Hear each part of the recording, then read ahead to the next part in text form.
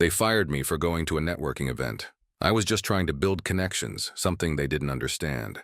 But what they didn't know was I was about to land a $10 million deal that would change everything. This is the story of how I proved them all wrong. I sat at my desk, feeling the hum of the office around me. My fingers tapped against the keyboard, navigating through emails and reports, just like any other day. The usual noise, people talking, phones ringing, the soft shuffle of footsteps in the hall was in the background, blending into the rhythm of my work. Everything felt normal, or at least it should have. But then, I felt it, the subtle shift in the atmosphere, the moment you can tell something is about to change, and you just don't know what it is yet. It wasn't the usual pre-meeting jitters or the occasional bad news that came in the form of a missed deadline or an angry client. This was different. The air felt heavier, almost suffocating, as if the weight of something unspoken was pressing down on the room. I didn't know why, but I could feel my heart rate pick up, my palms sweating, and a voice in the back of my mind whispering that this wasn't just another ordinary day. Something was wrong. The email came in. Just another "can you come to my office for a moment" request. I didn't think much of it at first. After all, I'd been here for years, worked hard, met my targets. I'd been a steady hand on the team. There was no reason to feel nervous, right? But then that nagging feeling wouldn't leave me. I stood up, grabbed my notepad, and walked down the hallway toward the boss's office. As I approached the door, I noticed the subtle shift in the atmosphere around me. It wasn't like the usual busy office buzz. The chatter had died down, and the silence seemed to wrap itself around me. I knocked once and entered. There he was, sitting behind his desk with that look on his face. The one that told you everything wasn't going to be okay. He didn't even ask me to sit down. Instead, he motioned to the chair across from him, his eyes avoiding mine for a second longer than usual. The words came out in a rush, like he was trying to get through them as quickly as possible. "I need to let you go," he said, his voice low and almost rehearsed. I froze. For a second, it didn't register. My mind was still working on the fact that this was actually happening. Fired? Me? I had been with the company for years. I had given it my all. How could this be happening? The words felt distant, like they belonged to someone else. There had to be a mistake. I had done everything right. I had worked late nights, stayed on top of every project, hit my targets. "Can you tell me why?" I asked, my voice coming out quieter than I'd intended. His response was immediate, almost too quick. "It's not about your performance. It's just, we've decided to move in a different direction." A different direction. The words echoed in my mind, but they didn't make any sense. There was something more, something I couldn't quite grasp. The way he said it, the way he couldn't meet my eyes. It wasn't just about performance. No, it was personal. Something had changed, but I didn't know what. As I walked out of the office, the weight of it all began to settle in.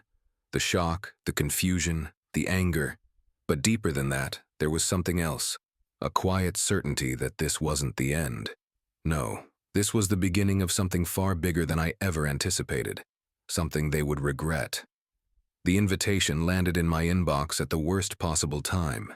It wasn't the kind of invitation you get every day. This one was special. A high-profile networking event filled with industry leaders, investors, and influencers who could change everything. I'd been eyeing it for months. The thought of it had crossed my mind countless times while I sat at my desk, wondering how I could break free from the monotony of my day-to-day grind. But now, here it was, sitting in front of me like a golden ticket. I knew what it meant. This could be the chance I'd been waiting for, the opportunity to make connections, put myself on the map, and start a new chapter. There was no question about it. I had to go. The event was just one day away, and everything about it screamed opportunity. But there was also a problem. A big one. I glanced at the clock. The day was dragging on, and I could feel the weight of it pressing down on me. The deadline was looming. I still had a mountain of work to finish, and my boss had been piling on more as the days went by. He was never easy to please. He didn't appreciate taking time away from work for anything that wasn't strictly necessary. But this wasn't just some ordinary day. This was my shot at something bigger. I stared at the invitation again, my finger hovering over the RSVP button. I could almost hear my boss's voice in my head, lecturing me about priorities and distractions.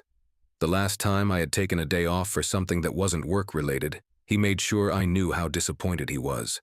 He couldn't understand how important networking could be, how important it was to make the right connections at the right time. But I didn't care anymore. This was my opportunity. I couldn't let it slip away just because he didn't see the value in it. I clicked the yes button before I could second-guess myself. A surge of adrenaline rushed through me. This was happening, no matter what. The next morning, I dressed carefully, choosing my suit with precision. I didn't want to look like I was trying too hard, but I wanted to make sure I stood out just enough. As I walked out the door, I couldn't shake the feeling that I was doing something I wasn't supposed to be doing. But deep down, I knew it was the right choice. The event was only a few hours away, and there was a part of me that felt invincible. I left the office with a gnawing feeling in the pit of my stomach. I knew the consequences of my decision. I knew that the moment my boss found out, there would be no turning back. But that didn't matter anymore. The event was my chance to change my path, to finally step into something bigger. It felt like everything was aligned, and for once I was taking control of my own fate. I walked into that event with confidence, but underneath it all, I couldn't shake the feeling that I was already starting a new chapter of my life, one that my old job wouldn't be a part of. I was about to leave everything behind, and I didn't even know it yet. But what I did know was this: I was ready, and nothing, not even my boss's disapproval, was going to stand in my way. The subject line was harmless enough, just my name followed by a blank space. But I knew what it meant. You can feel these things before you open the email. It's like your body knows before your brain does. I clicked it anyway, bracing myself. There it was. We've noticed you've been taking more time off lately. Please come by my office at 3 o'clock. The words hit me like a slow slap. Not because I didn't expect them, deep down I did, but because of the timing. Just days after the networking event. Just hours after I started to feel a little hope again. After years of showing up, grinding, sacrificing weekends and sanity for results they never fully acknowledged, this was their follow-up? A vague accusation hidden under corporate politeness? I leaned back in my chair, staring at the screen. I thought about replying, thought about calling their bluff with data, showing them how my productivity had actually gone up, how I'd landed new clients, how I'd carried the team through chaos more than once. But I didn't. I closed the email and sat in silence for a while. Let the fire build. They didn't know it, but I wasn't scared. Not anymore. That event I went to, it wasn't just about networking. It was a reminder of who I really was outside of this box they'd put me in. A room full of powerful people shook my hand and saw potential. Meanwhile, my own boss saw a calendar entry and labeled it a problem. When 3 o'clock came, I walked to his office without hesitation. The hallway felt colder than usual. Or maybe I was just seeing everything for what it really was now. How small they wanted me to play. How quickly they turned suspicious the moment I stepped outside their control. I opened the door. He was already seated, arms crossed, eyes a little too calm. The kind of calm that pretends to be reasonable but is really just sharpening the blade. "Thanks for coming in," he said. "We've had a few concerns lately, mostly around your availability. It seems like you've been distracted." I didn't flinch. "I've been investing in my future." He smiled, tight, controlled. "And where does that leave us?" I paused for a beat too long, not to be dramatic, just to feel it, the weight of what I was about to say. "You're asking the wrong question," I said. "You should be asking where that leaves you." For a second, the room froze. He didn't expect that. He expected me to shrink, apologize, beg. But that version of me was gone. The conversation went on, but it didn't matter. I could already see how this would play out. I wasn't backing down, not now. They were about to make a decision they couldn't undo. And I wasn't going to stop them. I was going to let them. Because sometimes the best revenge isn't fighting back. It's letting them underestimate you one final time. I walked into the office expecting another round of polite tension, maybe a warning, maybe some vague lecture about loyalty. But I wasn't ready for how cold it would be. No greeting, no small talk, Just my manager sitting there, eyes sharp, a thin manila folder on the desk like it contained the sum total of my worth to the company. I didn't sit. I didn't need to. He cleared his throat. We've made a decision. No build-up, no cushion. You're fired. Just like that. 3 words. Flat, final, delivered like they were discussing the weather. For a second, everything slowed.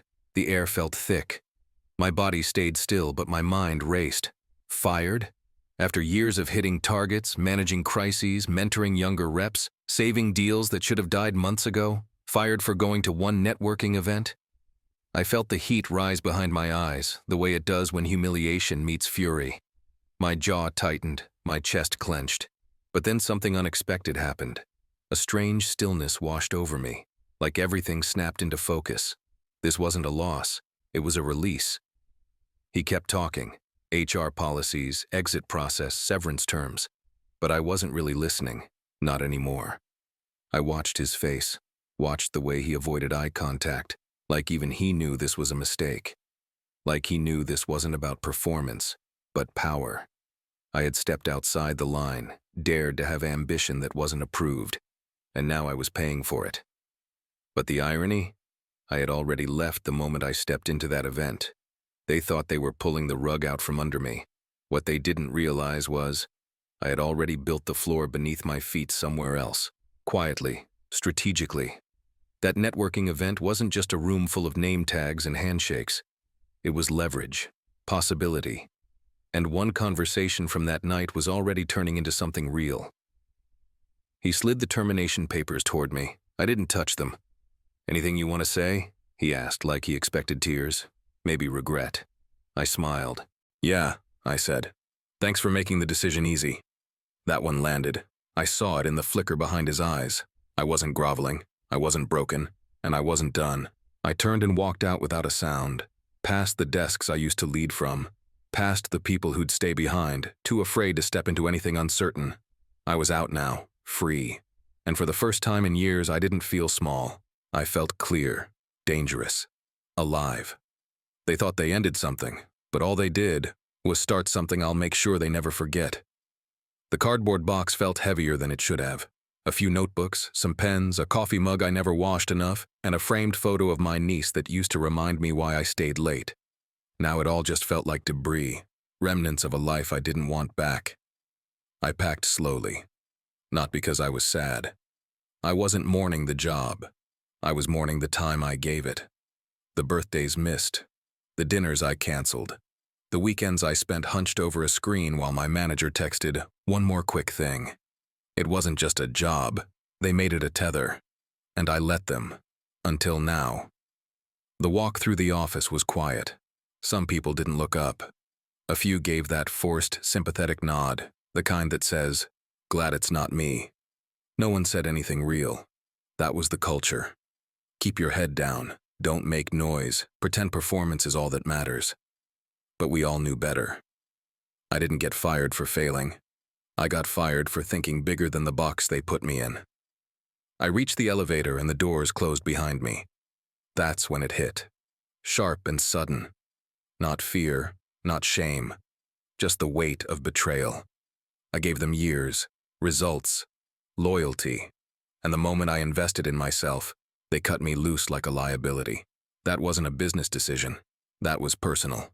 Still, I wasn't going to waste time grieving it. No time for regret. There was too much on the line now. Bills didn't pause just because I got fired.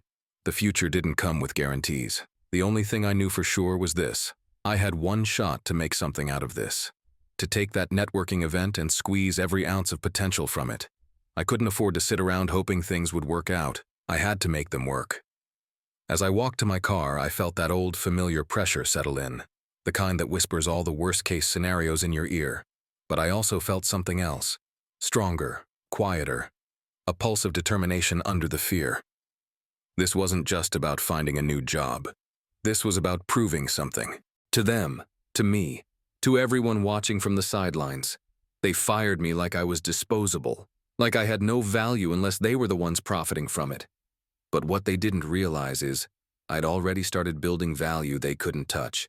And now, I had nothing left to lose. I put the box in the back seat, sat behind the wheel, and just breathed. It was quiet. No deadlines, no Slack pings, no demands, just space. And in that space, I made a decision. They would remember me, not because I begged to stay, but because I left and they watched everything I built without them grow 10 times bigger. I sat in the driver's seat with the engine off, hands on the wheel, staring straight ahead like I was waiting for someone to tell me what to do next. But no one was coming. No manager to direct me, no calendar full of meetings, just me, in the silence, surrounded by a city that didn't care I'd just lost my job. And in a strange way, that felt good. I looked in the rearview mirror and caught my own eyes. Tired, sharp, wired with adrenaline. The kind of look you get after a crash, when you're not hurt, just shaken. That was me. Shaken, but not broken. Not even close. Because here's what they didn't count on. I've rebuilt before. This wasn't the first time someone underestimated me. Wasn't the first time I had to climb out of a hole someone else dug. And if they thought firing me was going to break me, they clearly never paid attention to the kind of person I am. So I sat there, letting the sting wear off, letting the doubt try and claw its way in, because that's what it does. It whispers things like, you messed up, you shouldn't have gone to that event, you pushed too far. But underneath all that noise, there was another voice, louder, calmer, my own, and it said, good, now it's yours. No more permission, no more waiting for someone else to recognize my value. That networking event, yeah, I went for me, because I believed I was worth more than what that company gave me. And now, I had nothing tying me down, no conflict of interest, no office politics, just open road. I pulled out my phone and scrolled through the contacts I'd saved from that night. People who shook my hand with intention. People who didn't see me as a role or a title, but as a mind with ideas. I drafted a few follow-ups right there in the car. Not long messages, just the kind that said, let's talk soon. I've got something big I'm working on.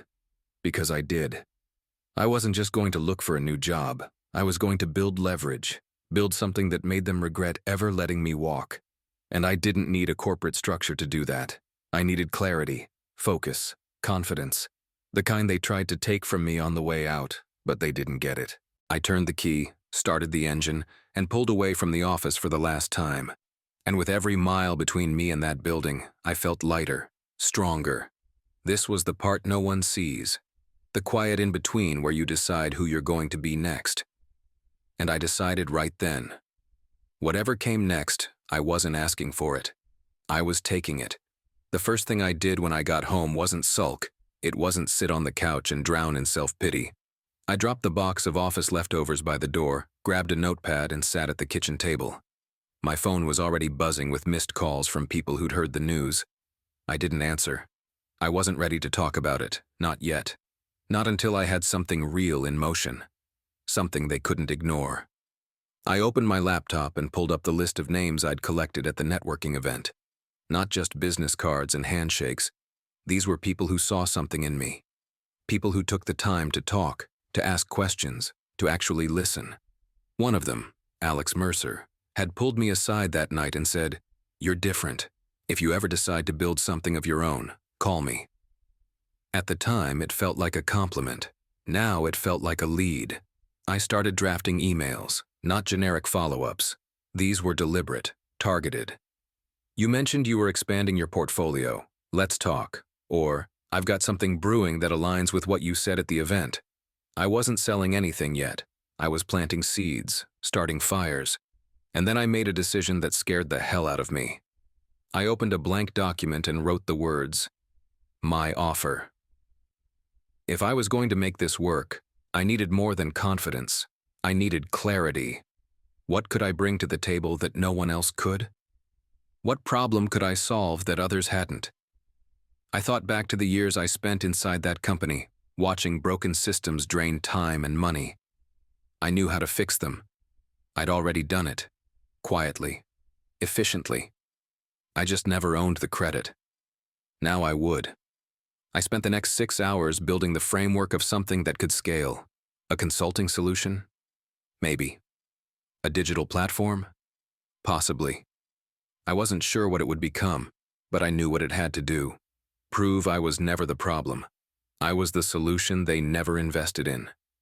By midnight, I had 10 emails sent, 2 meetings scheduled, and a growing blueprint for something that felt like freedom. Not just a paycheck, not just revenge. Freedom. The kind that comes when you stop waiting for someone else to open the door and start building your own damn entrance. I was exhausted, but wired. I couldn't sleep. Not because I was afraid, because I was alive. Fired on Monday, planning something dangerous by Tuesday. That's the thing about clarity. It doesn't arrive gently. It breaks you open, burns away the excuses, and leaves you with a decision. Do you fold, or do you rise? I had already answered that question the moment I hit send on those emails. Now it was time to see who responded. The coffee shop wasn't fancy, just a corner spot with scratched wooden tables and too many power outlets. But the second I walked in, I knew this meeting mattered more than any boardroom pitch I ever gave in a suit and tie. This wasn't about status. This was about potential. Alex Mercer was already seated, nursing an espresso and flipping through something on his tablet. He looked up as I approached and gave that kind of nod that says, "I've been waiting for this." No small talk. No pretending we were here for anything casual. He leaned forward before I'd even sat down.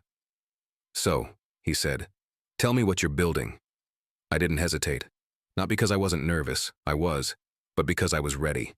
I'd spent every hour since being fired tightening my pitch, sharpening the value, rewriting it until it no longer sounded like a resume and started sounding like a movement.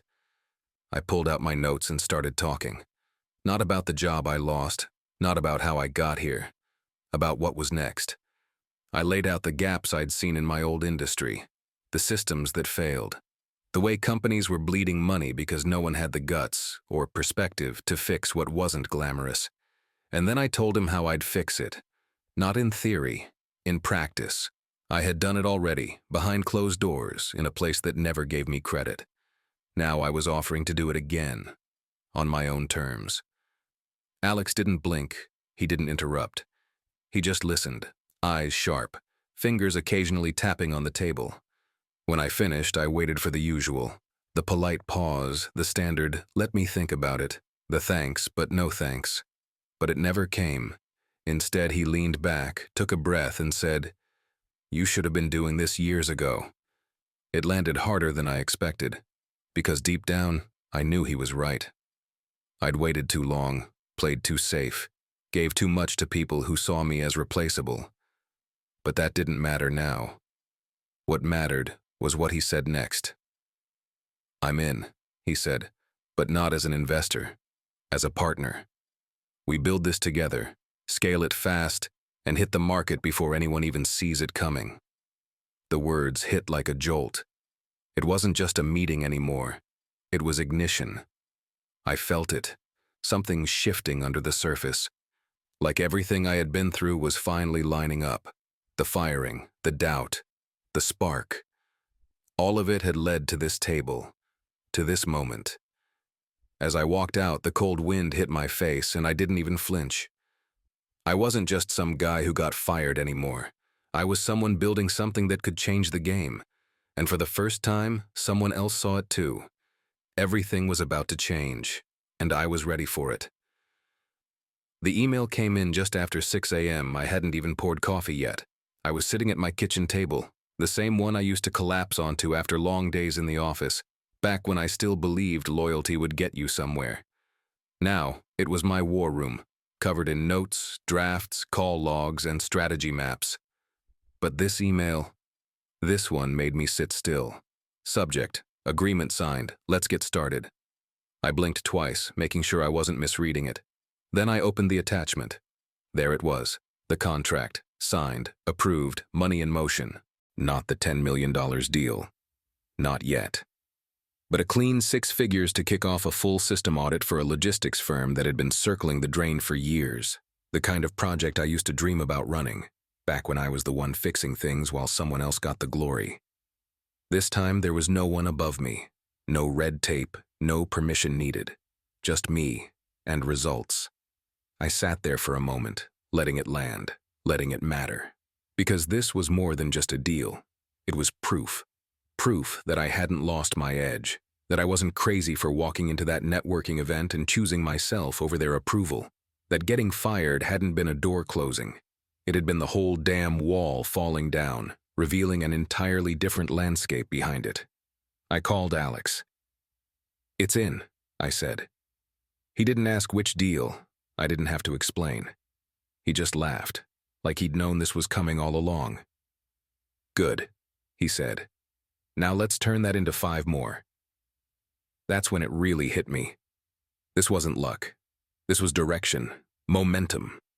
All the little conversations, the sleepless nights, the emails I'd second-guessed sending, it was all stacking. And this deal, it wasn't a finish line. It was the first real mile marker on a road I was building with my own hands. I started making calls before the sun even came up. Hired a freelance designer to build the first phase of our platform's front end. Scheduled a planning session with Alex to finalize our onboarding funnel. Messaged the client with a detailed kickoff checklist. Because I wasn't just going to show up, I was going to over-deliver. That's what made the difference. Not ego, not revenge, execution. I used to wonder if I had what it takes to be on the other side of the table. Now I knew. I wasn't just capable, I was dangerous. They thought they fired a problem, but they'd let go of the one person who actually knew how to fix things. And now, I wasn't just solving problems anymore. I was building an empire. And this win? This was only the beginning. Success is loud in the beginning. The adrenaline, the early wins, the texts from people who suddenly want to grab coffee. Everyone wants to be part of something when it's rising. But what they don't see is what happens after that first breakthrough, when the real pressure sets in. I was riding high off that first deal. It gave me confidence, yes, but it also put me on the radar. Suddenly, I wasn't the underdog anymore. I was a threat. Competitors started circling. People I used to work with reached out not to support me, but to size me up. Clients I hadn't even pitched to yet were getting calls from my old boss, warning them I was just a freelancer with no backing. They were trying to shut me down before I could scale, and honestly, it worked, just a little. Doubt crept in again. There was one morning I stared at my laptop for 2 hours straight, watching a proposal sit in a client's inbox with no reply. I refreshed, rewrote, even considered pulling the offer completely. The silence was brutal. I could feel the edge of it. That cliff where things slip, where good momentum turns into lost ground. I knew that one wrong move, one missed opportunity, and this thing I was building could fall apart before it really started. But here's the thing, I've stood on that edge before. And this time, I didn't flinch. I got in the car and drove to their office. No meeting, no invite. I walked in and asked the receptionist to let them know I was there to follow up, in person. The old me wouldn't have dared. But the new me, the one who had nothing left to lose and everything to prove, he didn't ask for permission. I sat in that lobby for 26 minutes before they called me in. And when they did, I pitched again, this time face to face. I walked them through my roadmap, showed them exactly how much they were bleeding in operational costs and how I could fix it within 90 days. I could see the shift. They hadn't expected that kind of conviction. They expected me to be nervous. But I wasn't. I was done playing small. 2 days later, I got the call. We landed the deal. It wasn't the biggest one yet, but it was the hardest fought, and that made it the most important. Not because of the money, but because it reminded me who I really was under pressure. This game doesn't reward talent alone, it rewards nerve. And I'd already been pushed too far to back down now. They raised the stakes. So I raised my standards. And if they thought the first win was impressive, they hadn't seen anything yet. It started with a choice no one else could make for me. There was a client, massive, high stakes, the kind of contract that could flip the entire trajectory of what I was building. They were known for being meticulous, slow to trust, and brutally thorough in their vetting. But they were also exactly the kind of partner I needed if I wanted to play in the big leagues. The problem? They were on the fence. One more call. One more proposal. One more round of meetings that felt more like auditions than negotiations. And then came the email. We're looking for a long-term solution. If you're serious about a partnership, we'll need to see you commit before we do. Translation: show us you're all in, or step aside. I didn't sleep that night. I ran numbers until my eyes blurred. If I went forward with what I was about to offer, I'd be emptying my reserves. Every cent I'd earned from the first few deals, gone. I'd be fronting the build-out, hiring a small team, delivering a prototype at no cost. Just to prove I could execute. No guarantees, no safety net, just risk. And I did it anyway. I drafted the boldest proposal I'd ever written. It wasn't just an offer, it was a bet. I told them I'd deliver 3 core systems within 30 days, fully customized to their infrastructure. If I missed the mark, they owed me nothing. If I delivered. We signed a 7-figure deal. Clean. No red tape. I hit send, then sat back and waited for either validation or collapse. The next week was hell. I didn't hear anything. Not a yes, not a no, just silence. And every hour that passed felt like another pound added to the pressure crushing my chest. I burned through what little cash I had to hire a developer and a systems analyst. I was all in. No bluff. No safety play. Then the call came. Not from legal. Not from procurement, from the CEO. "I've seen a lot of gutsy moves in this business," he said, "but you're betting on yourself harder than anyone we've ever seen. If you can do half of what you promised, we'll be in business for a long time." That was it. The moment everything changed. We shook hands the next morning. No ceremony, no backpedaling. Just 2 people at a table, making a deal that would rewrite my future. When I stepped out of that office, I wasn't thinking about the risk anymore. I wasn't thinking about the nights I couldn't sleep or the fear that gripped me before I hit send. I was thinking about how close I came to playing it safe and how glad I was that I didn't. Sometimes the only way forward is to light the bridge behind you. And I didn't just walk across it. I sprinted.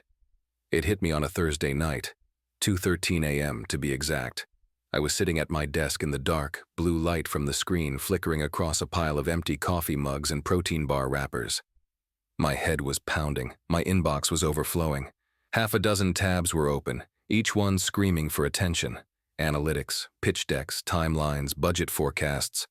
I couldn't even remember the last time I ate a real meal or got more than 4 hours of sleep. And for the first time in weeks, I sat back and thought, what if this was a mistake? What if I had thrown everything away for a gamble? What if the people who fired me were right? That I wasn't cut out for this level? That I didn't have what it took to lead, to build, to carry the weight of every decision on my shoulders with no backup, no corporate net to catch me? I closed the laptop and stared at the ceiling. It was quiet. Too quiet. That's when the doubt creeps in. Not in the middle of failure, but in the silence between wins. The part where you're doing the work, burning yourself out, and nothing's landed yet. No applause, no validation, just tension, just pressure. I thought about quitting, just for a second. I thought about how easy it would be to update my resume, take a safer role, go back to a life where I clocked in and out and didn't carry this fire in my chest every waking hour. I could let someone else deal with the pressure, let someone else lead. But then I remembered the day I got fired, how they looked at me, like I was disposable, replaceable, forgettable. And I remembered how quiet the office was as I carried that cardboard box to the elevator. Not one person stood up. Not one voice said, "You deserve better." They just watched. And that's when I realized, no one was ever going to hand me the life I wanted. I'd have to take it. This wasn't about proving them wrong anymore. This was about proving myself right, about knowing I was never the problem, about building something that couldn't be ignored. So I reopened the laptop, took a deep breath, and kept going. Because I wasn't fighting for a contract. I was fighting for something bigger. A seat at the table they never wanted to set for me. And I wasn't leaving until I built my own. The phone rang at 4:47 p.m. I remember the exact time because I was staring at the screen, debating whether I should go for a run or pour another coffee. I'd been pacing my apartment all afternoon, half pretending I was too busy to care, half ready to crawl out of my skin from the waiting. I knew today was the day. The proposal had been in their hands for over a week. No pushback, no follow-up questions. Just a quiet, loaded silence that meant something was happening behind closed doors. When the caller ID flashed across the screen, I stopped breathing. It was them. I picked up, tried to keep my voice steady. "We've reviewed the proposal," the voice said. Calm, measured, professional. The executive team was impressed. My heart didn't race. It didn't have to. Everything slowed down instead. Every word landed like a drumbeat. We've decided to move forward. I didn't say anything at first. I just let it hang in the air. Let it crash through every memory of that office where they told me I wasn't worth keeping. Every day I second-guessed myself. Every night I stayed up wondering if I'd lost my edge. All of it dissolved with a single sentence. We're prepared to sign at the full amount, provided we can align on the deliverables timeline. The full amount, 10 million, not in theory, not in some someday down the road promise. Real, signed, on the table. I leaned back in my chair, barely able to keep my voice from cracking. We can align, I said. Send it through. It was more than a deal. It was a declaration. I was no longer the guy they fired. I was the guy who walked away and built something better. And now the market, the real market, was validating it. When the call ended, I didn't celebrate. Not yet. I sat in silence and let it soak in. I thought about every moment that led here. The risks, the self-doubt, the days I thought about giving up, the mornings I had to pretend I had it all figured out when inside I was just holding on with scraped knuckles and grit. And now they would see. Not because I told them, but because the headlines would. Because the same people who once called me unavailable and not a team player would now read about a contract they couldn't have dreamed of closing. And the best part? I wasn't done. This wasn't the top. This was the floor. And I had every intention of building so high the people who once looked down on me would have to crane their necks just to see where I ended up. The pen felt heavier than it should have.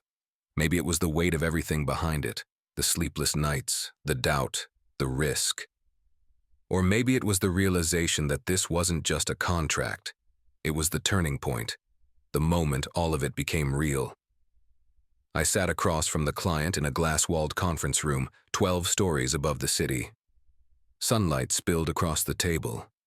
The kind of late afternoon glow that makes everything feel cinematic.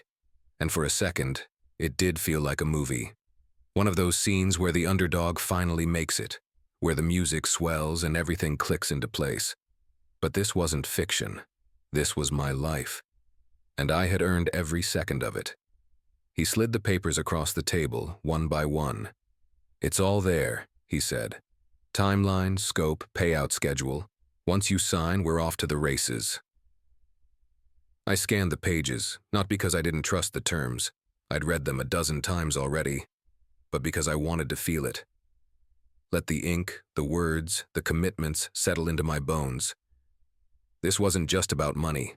It was about what it represented. Freedom, validation, revenge, but the quiet, patient kind that doesn't shout. The kind that just wins. I picked up the pen. My hand hovered for a second, not because I was hesitating, but because I wanted to remember the exact moment I stopped being the guy they fired and became the one they'd never catch again. I signed. It was quiet, just the scratch of ink across paper. No applause, no fanfare, just a firm handshake across the table, a nod of respect, and the unspoken understanding that this was the beginning of something serious.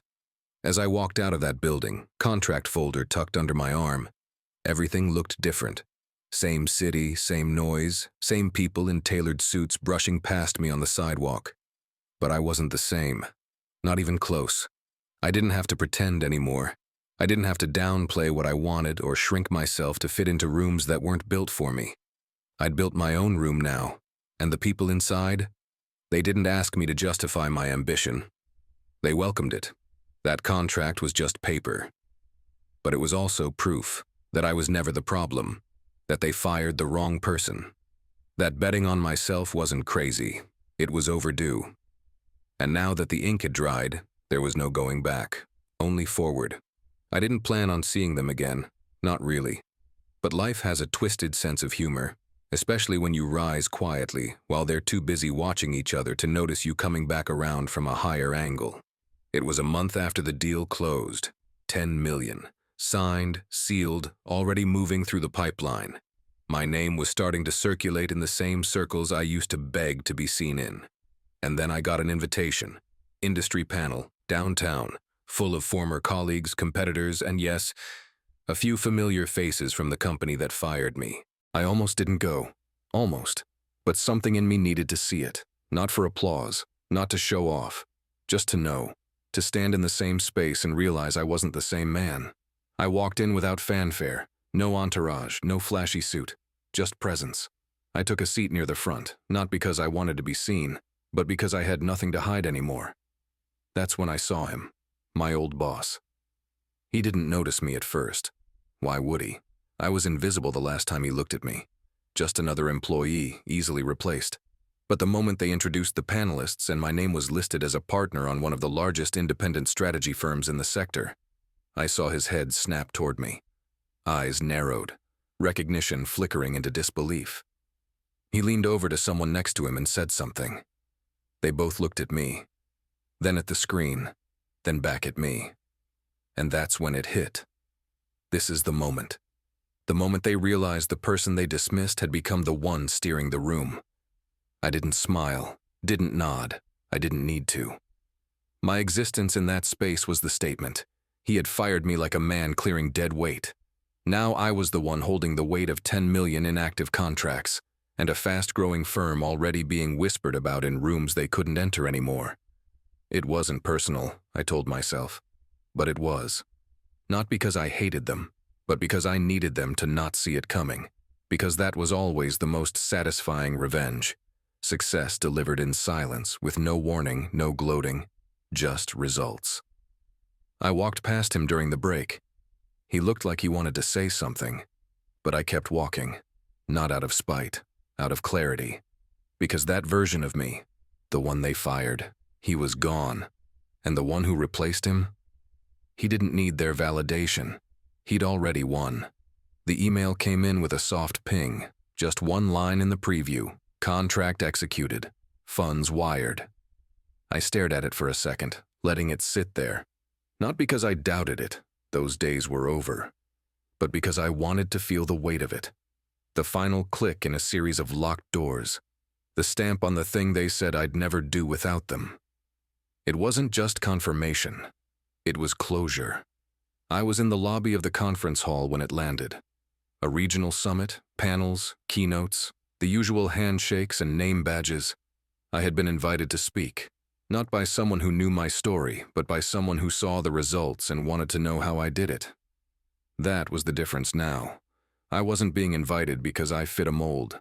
I was being asked to break it down. As I stepped into the main room, I saw them. Not just one or two.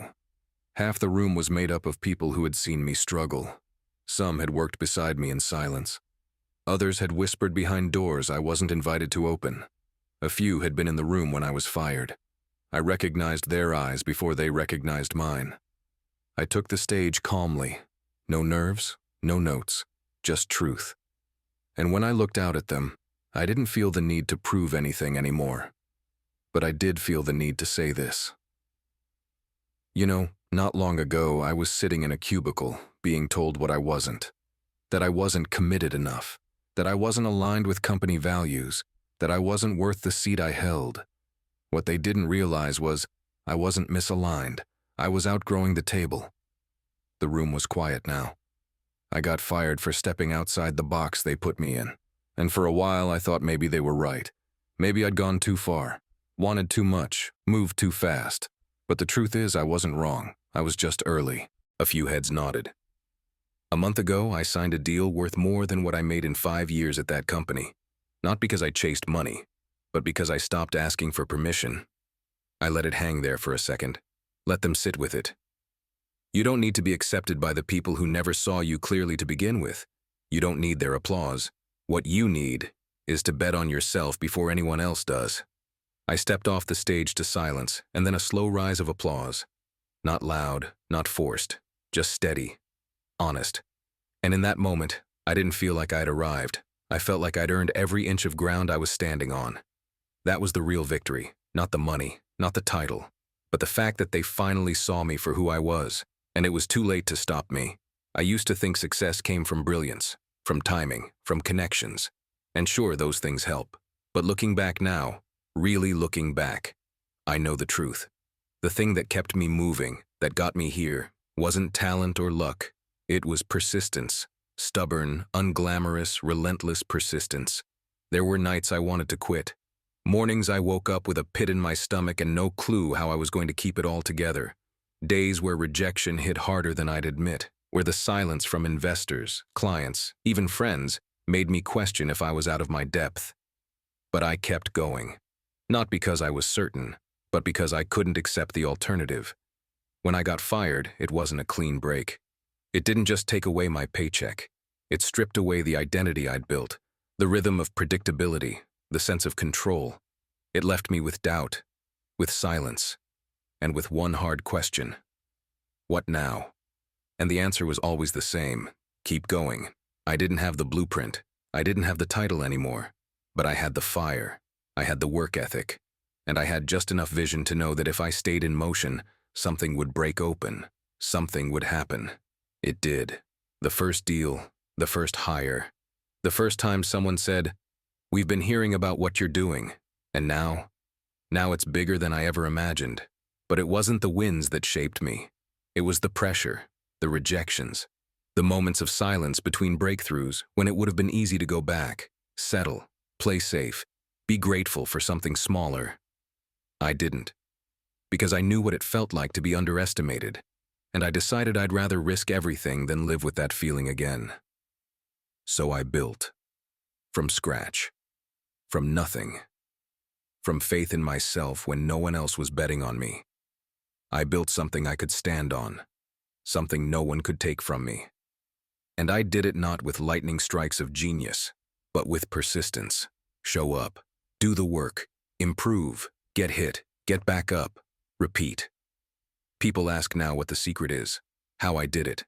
I tell them the truth. It wasn't magic. It wasn't perfect strategy. It wasn't even confidence. It was showing up on the days I didn't feel like it. It was refusing to let the world define what I was capable of. It was persistence. And I'm not stopping now, because if I could build this from nothing, just imagine what happens next. The contract's signed, the wire's cleared, the platform is live. And for the first time in my life, I'm not chasing someone else's dream. I'm walking in my own. It's quiet now. No more meetings that feel like auditions. No more justifying my ambition to people who never had any. No more asking for opportunities, waiting for promotions that never came, or trying to be the right kind of person for the wrong kind of place. That version of me died the day I got fired. And thank God he did. Because this version, he's not asking anymore. He's building, leading, owning.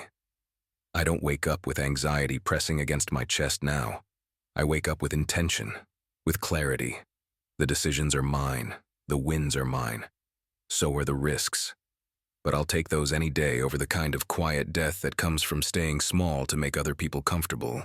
They told me I was reckless, that I wasn't a team player, that I didn't follow the rules. What they meant was, I stopped playing a game that was rigged, and the second I walked away, everything opened up. Freedom doesn't look the way I thought it would. It's not exotic vacations or flashy cars. It's sitting at my desk in the early morning, knowing I get to choose who I work with. It's seeing the company name I created on a signed contract worth more than my old annual salary, times 10. It's knowing that I'll never again be in a position where someone else's insecurity decides my value, and I'm just getting started. The momentum I've built isn't slowing down. Doors are opening that used to be bolted shut. Partnerships, investments, speaking invites. People are asking how I did it. Some out of admiration, some out of disbelief. A few just trying to catch up. But none of that matters. I'm not doing this for applause. I'm doing it because I can. Because I wasn't supposed to. They never saw me coming. And they still don't see where I'm going. But I do. I see the future in sharp detail now. Not because it's guaranteed, but because it's mine. I get to shape it. Every deal, every risk, every bold move. I built this path with blood and pressure and vision, and I'll keep building it, bigger, smarter, louder. I don't need permission. I don't need their approval. I have proof. The future isn't up for negotiation anymore. It's mine.